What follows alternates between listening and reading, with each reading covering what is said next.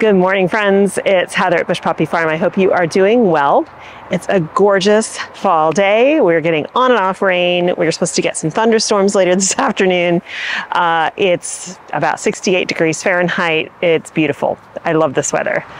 So as you saw in the opening, I went out to the farm this morning to check on things. Everything's looking good. I do have to double check on something. I think I might have lost some crops, but I'll double check on the map because I can't remember where I had the open spaces off the top of my head. Anyway, what I did though notice is that the weeds are starting, so which is not unexpected. That is soil that has been dry and now is being irrigated, and so in addition to feeding the plants, it's feeding the weeds. I used my hoe now because even though they're super tiny, all of them really just had their cotyledon leaves and some grass stems were popping up. But if I get them now, then I may only have to do 2 or 3 more rounds of hoeing and that'll be it. I'll have exhausted the bed, except for the grass. That's going to keep coming forever.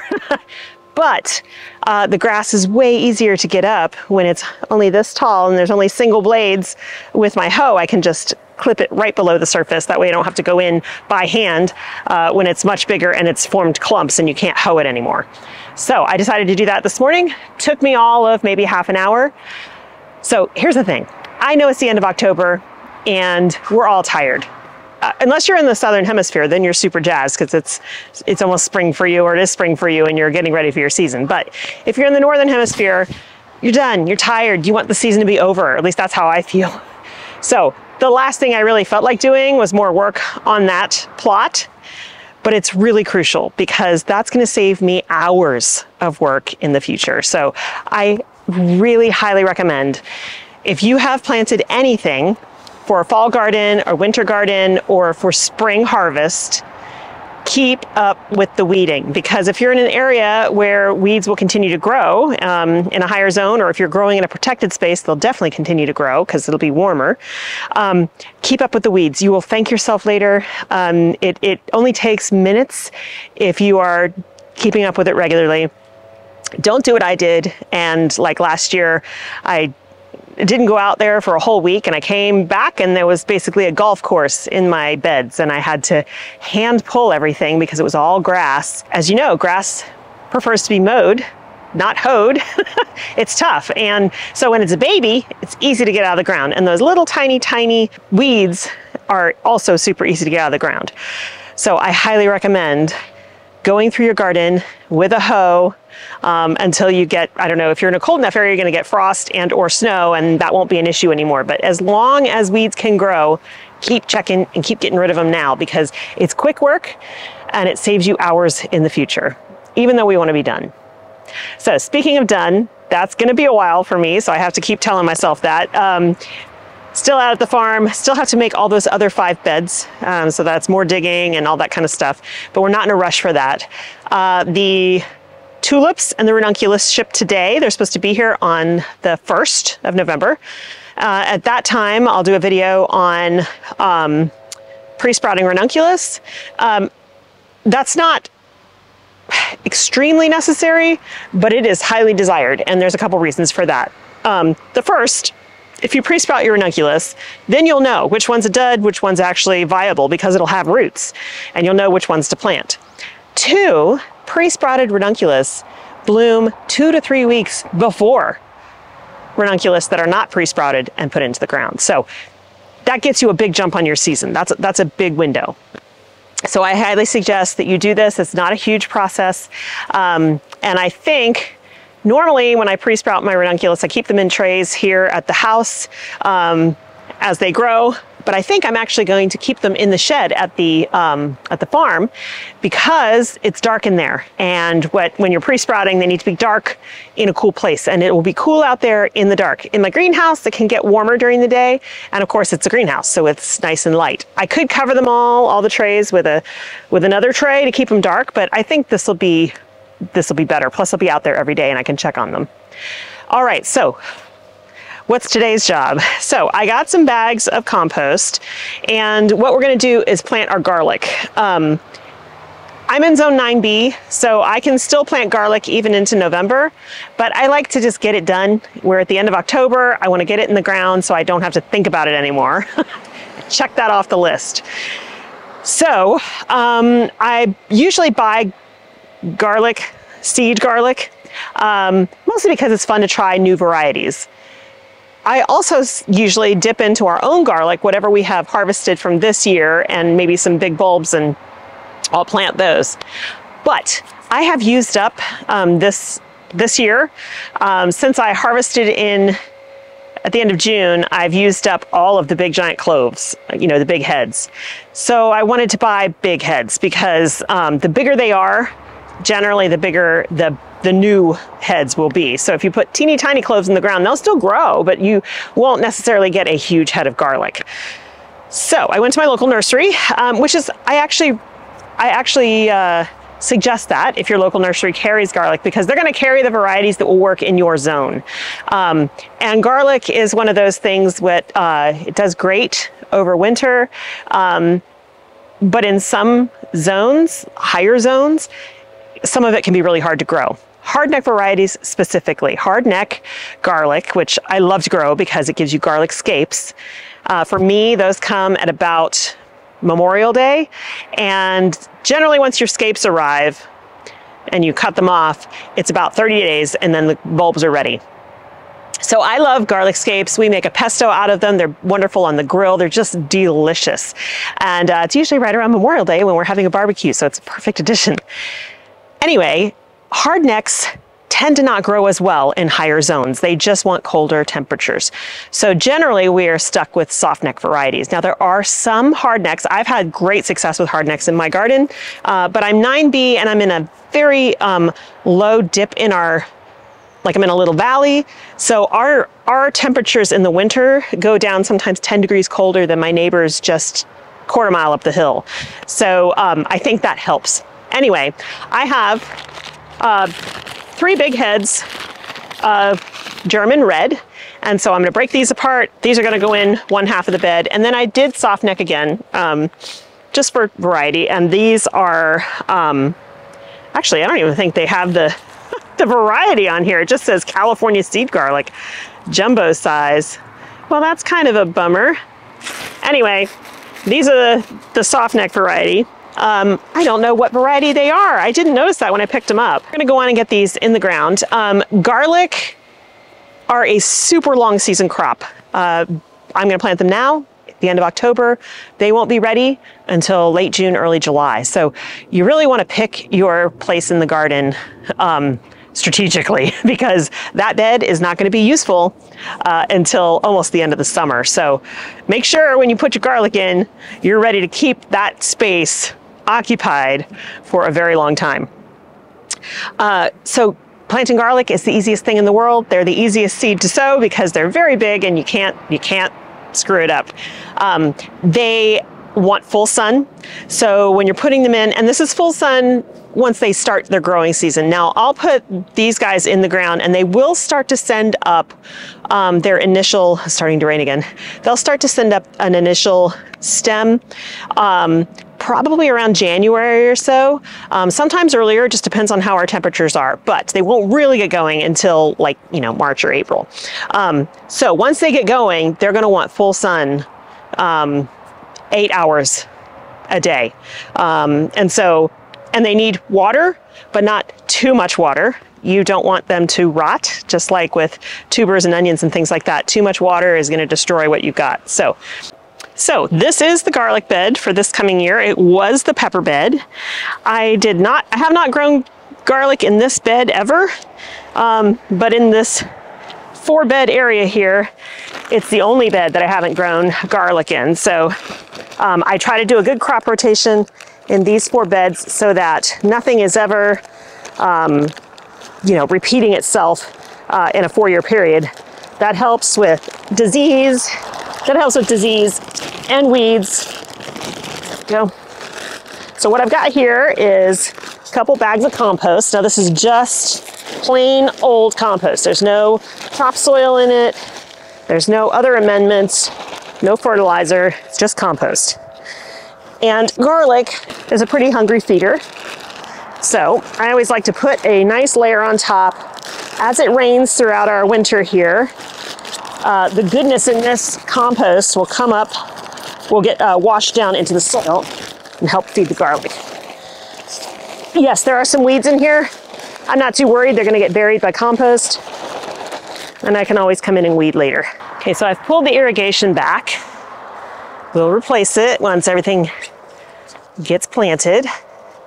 I have a drip system throughout the whole garden. These 4 raised beds have these little bubbler sprinklers in them, which works really well. All right, so nice thick layer of compost, and there's still some straw in here from when it was used as mulch earlier. I'm gonna put my hardneck on this half. I'm not even gonna bother labeling. I'm gonna remember what they are, especially because that softneck has no variety listed. So, I just saw the other day somebody do this, and supposedly, yeah, that makes it pretty easy to open these up. So you can see why it's called German red. It's nice and red. All right, I'm just gonna break apart all these cloves. And it's okay if the paper comes off. That's not a big deal. Yeah, that's nice. That's a lot faster. I mean, I wouldn't want to do that to like garlic that I was cooking with just because you might destroy a clove, but that's very effective. Okay, so what we're gonna do is basically dig a trench, and then I'm gonna set these cloves in. I'm gonna press them down with the pointy side up, and I'm gonna put them about 4 to 5 inches apart. That way you can get a nice big clove, and I'm pushing them down into the soil. Now, you don't have to have a backyard raised garden bed or whatever to grow garlic in. You can grow garlic in some pots. This stuff is great. As long as you can give it water and 8 hours of sun, you can grow your own garlic. You don't have to have a big garden to do this. You also don't have to grow a ton of it. Remember, 1 clove equals 1 head of garlic. So if you love garlic, I highly encourage you to grow your own, even if it's just 1 clove, because number 1, it's fun. Number 2, fresh grown garlic from the garden is so delicious. I just feel like there's no comparison. It's so good. All right, it's raining again. Hopefully the camera can withstand it. Okay, and garlic scapes, like I talked about earlier, only come from hardneck garlic. And basically garlic scapes are the flower bulb of the garlic. So if you were to not cut off the scapes, so the reason you cut the scapes is that if you don't, the garlic will flower and it will stop putting energy into the bulb and put it into the flower, and then you won't get much in the way of garlic bulbs. So when those scapes show up, you want to cut them off. Now softneck won't get a scape. Okay, so we're going to do 2 rows of this softneck, about 1 inch deep, and it's okay if the paper comes off. So the paper is actually the leaves that you see on a garlic plant. So like when you look at a garlic plant, it has all these, you know, nice long leaves. Each one of those leaves is one of the wraps of paper that is inside around the clove. Now last year, or this year actually, had a horrible time with garlic rust. It was the first time I've ever suffered from garlic rust, but not surprising because my entire garden had fungal issues. I got fungal issues on my potatoes, so I got early blight on the potatoes. All of my peach and stone fruit trees got peach tree curl, which is a fungal issue. My blackberries had a fungal disease. So I think the consensus among all the local folks was that we just had a really very wet, unusually wet, and kind of warmer spring.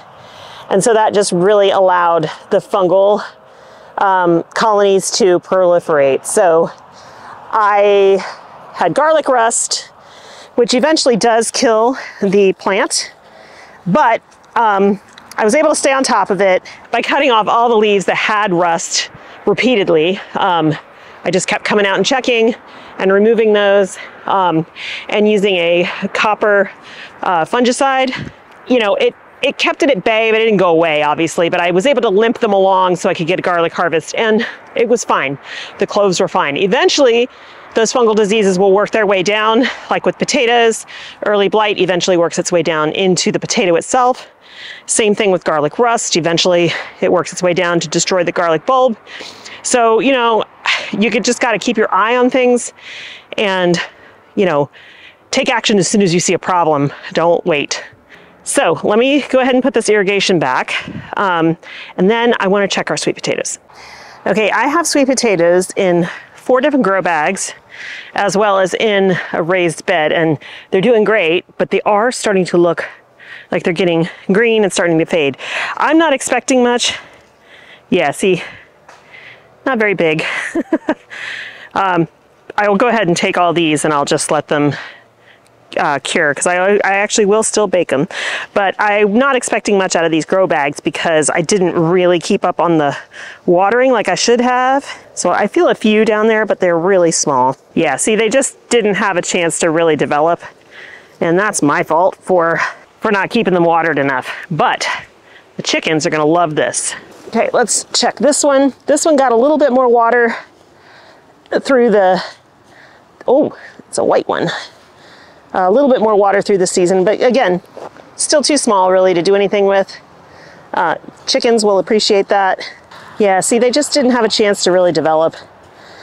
Hopefully the ones in the raised bed that got consistent water will be better shape. I mean, they started, but that's not worth keeping. However, like I said, the chickens will enjoy this. That's really healthy greens for them. Checking one more. These were all different varieties. There's another white variety. Not much luck on the sweet potato front, at least not in the grow bags.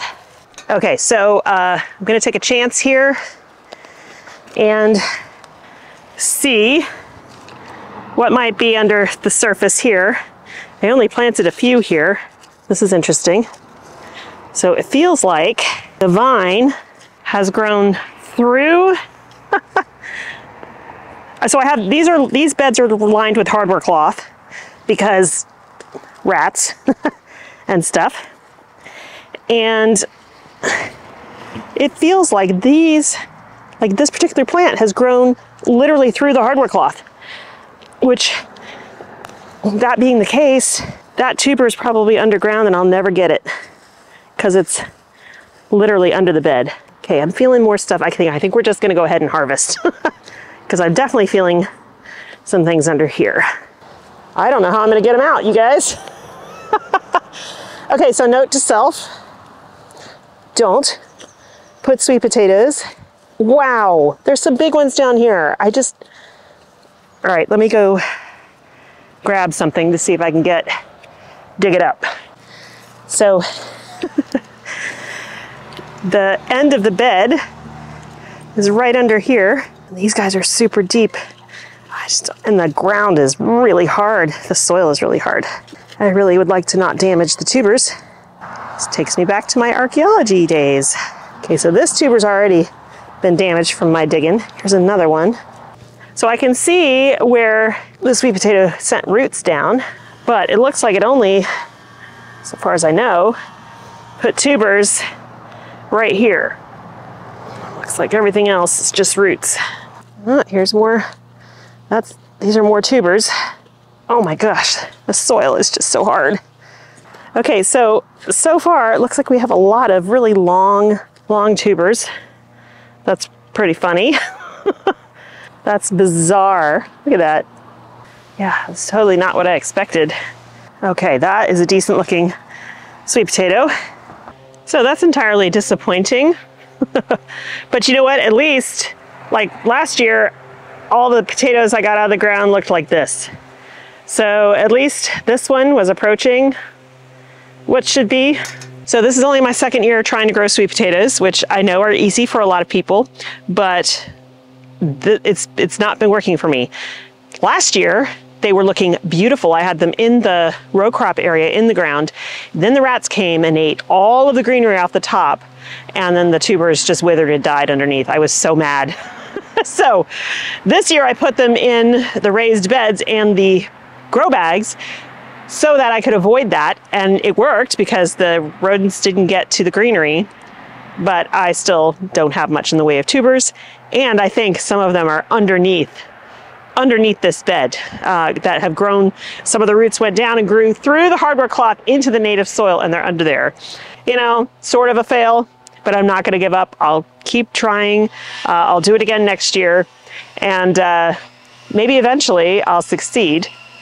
I think next year I'll try in one of the birdies beds because that soil is not as compacted, and I can keep it contained. And, you know, I could just empty out the entire bed. So I might do it in one of like the small beds. Just, you know, put a bunch of slips in there, and then we'll see what happens. It'll be kind of like growing it in a grow bag, but it'll be irrigated, and hopefully everything will work out better. And the soil will be looser. So maybe that will help. Okay, I found 4 more down in the row crop garden where I had sweet potatoes last year, and a few came up just on their own this year. So those are the ones that the rats pretty much got. And then a few vines came up by themselves a couple weeks ago. So I went on and dug those up, and there were tubers there. So we'll probably get a repeat because I'm sure I missed some. But the ground is hard there too. So we have a lot of clay in our soil, and when it gets dried out, even the slightest bit, it becomes like cement. And so, you know, having to excavate these guys is challenging. It's not like back east. Well, in some places back east, there's plenty of clay, but yeah. So I think putting these in a birdie's bed next year will be better because that soil is fluffier and lighter. And that also means I probably need to broad fork these row crop beds in the spring before I plant. Probably would just be better. But I'm also hoping to plant cover crops of buckwheat and mustards in those beds since the rats have gotten almost everything else. I did find a rat hole, so I'm going to get some more traps and go ahead and place the bunch and hopefully catch, because I'm seeing some tunneling, and I can tell just because it's mounded up on the ground because they don't go very deep, but they do tunnel. All right, that's going to be it for me today, you guys. I'm still recovering from this cold and I'm worn out. That was enough for me today. So thanks so much for hanging out with me. I hope you have a wonderful time in your garden, and I'll see you in the next one. Bye.